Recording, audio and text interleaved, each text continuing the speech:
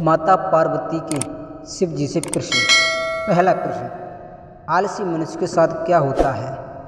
और दूसरा प्रश्न, वह अमीर और धनवान क्यों नहीं बन सकता? दोस्तों, भगवान शिव की दो बातें याद कर लो यदि आप सफल और सुखी होना चाहते हैं। भाग्य और धन अथवा महान कैसे बने? दोस्तों, हमारे चैनल में स्वागत है। ऐसे ही नए नए वीडियो देखने के लिए हमारे चैनल के लिए सब्सक्राइब कर लें और बेल आइकन को अवश्य प्रेस करते हैं। तो चलिए ज़्यादा समय न लेते हुए देखते हैं वीडियो की तरफ। दोस्तों, एक बार भगवान शिव पार्वती भ्रमण करने के लिए अपने लोक से निकलते हैं। माता पार्वती क्या देखती हैं कि मनुष्य इतना आलसी क्यों है, भगवान शिव से सवाल कर बैठी। तो भगवान शिव कहते हैं, पार्वती प्रश्न क्या है वो मुझे बताओ। माता पार्वती कहती हैं, प्रभु मेरे प्रश्न हैं कि मनुष्य आलसी क्यों होता है और वो भाग्य और धनी क्यों नहीं होते? तो भगवान शिव कहते हैं, पार्वती मैं तुम्हें एक कहानी सुनाता हूँ। एक बार की बात है, एक शिष्य अपने गुरु का बहुत ही आदर सम्मान करता था। भगवान शिव कहते हैं, पार्वती गुरु भी अपने उस शिष्य से बहुत प्यार करते थे, लेकिन वह शिष्य अपने अध्याय के प्रति बहुत ही आलसी था। वह सदा सब अध्याय से दूर भागने की कोशिश करता था। आज के बाद काम की वह कल के लिए छोड़ दिया करता था। अब गुरुजी चिंतित तो रहने लगे कि कहीं उनका शिष्य अपने जीवन संग्राम में पराजित ना हो जाए। तो भगवान शिव कहते हैं, पार्वती आलसी व्यक्ति को आक्रमण बनने की पूरी सामर्थ्य होती है। ऐसा व्यक्ति बिना परिश्रम के ही फल भोग की कामना करता है, अति शीघ्र ही निर्णय नहीं ले सकता और यदि ले भी लेता है तो उसे कार्यनीति ही नहीं कर पाता। यहाँ तक कि वह अपने पर्यावरण की प्रति भी सजग नहीं रहता है और ना भाग्य द्वारा प्रधन शुभ अवसरों का लाभ उठाने की कला भी वीडियो हो जाता है।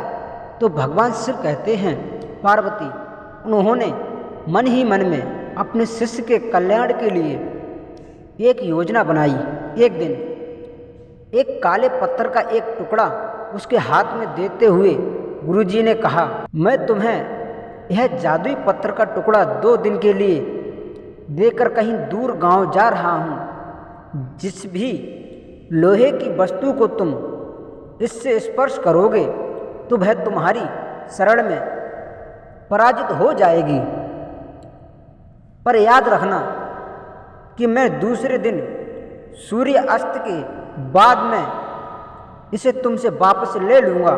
तो भगवान शिव कहते हैं, पार्वती वह इस शुभ अवसर को पाकर बहुत ही खुश हुआ, लेकिन आलसी होने के कारण उसने अपना पहला दिन कल्पना करते करते बिता दिया कि अब उसके पास बहुत सारा धन होगा। अब वह इतना प्रसन्न होने लगा कि उसे पानी पीने के लिए भी नहीं उठना पड़ेगा। दूसरे दिन जब वह प्रातःकाल जागा तो उसे अच्छी तरह से स्मरण था कि आज स्वर्ण पाने का दूसरा और अंतिम दिन है।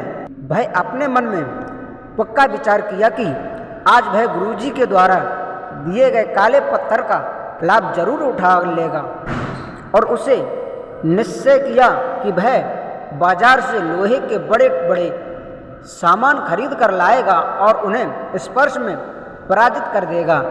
दिन बीतता गया, वह इसी सोच में बैठा रहा कि अभी तो बहुत समय है, कभी भी बाजार जाकर सामान लेता आऊँगा। उसने सोचा कि वह अब दोपहर का भोजन करने के पश्चात ही सामान लेने जाएगा, परंतु भोजन करने के बाद उसे विश्राम करने की आदत थी और उसने मेहनत करने की बजाय विश्राम करने लगा।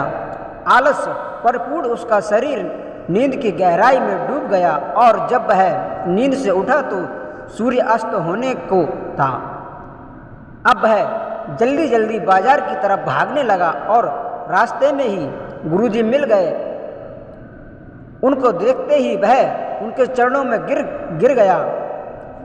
उनसे उस जादुई पत्थर को एक दिन और अपने पास रखने के लिए कहने लगा और प्रार्थना करने लगा, लेकिन गुरुजी नहीं माने और उस शिष्य का धनी होने का सपना चूर चूर हो गया। तो इस कहानी से हमें ये सीख मिलती है, आलस जीवन के लिए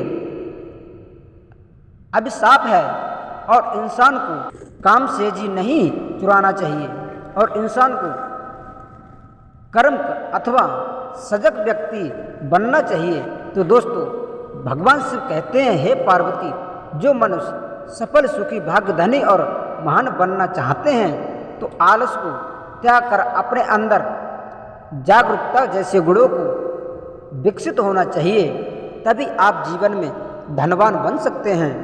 मित्रों, इस कहानी से हमें बहुत कुछ शिक्षा मिलती है, जैसे कि अगर हम आलस करते हैं तो अपने ही पैरों पे कुल्हाड़ी मार सकते हैं। इसलिए अपने जीवन में अगर तुम्हें कुछ बनना है, धनी बनना है, तो कभी भी आलस को अपने अंदर ना आने दें, आलस को हमेशा त्याग कर रहें। मित्रों, अगर कहानी पसंद आई हो तो इस चैनल के लिए सब्सक्राइब कर दें और वीडियो को लाइक कर दें और अपने दोस्तों तक अवश्य शेयर करें और कमेंट में लिखें, जय श्री कृष्णा, जय श्री राधे।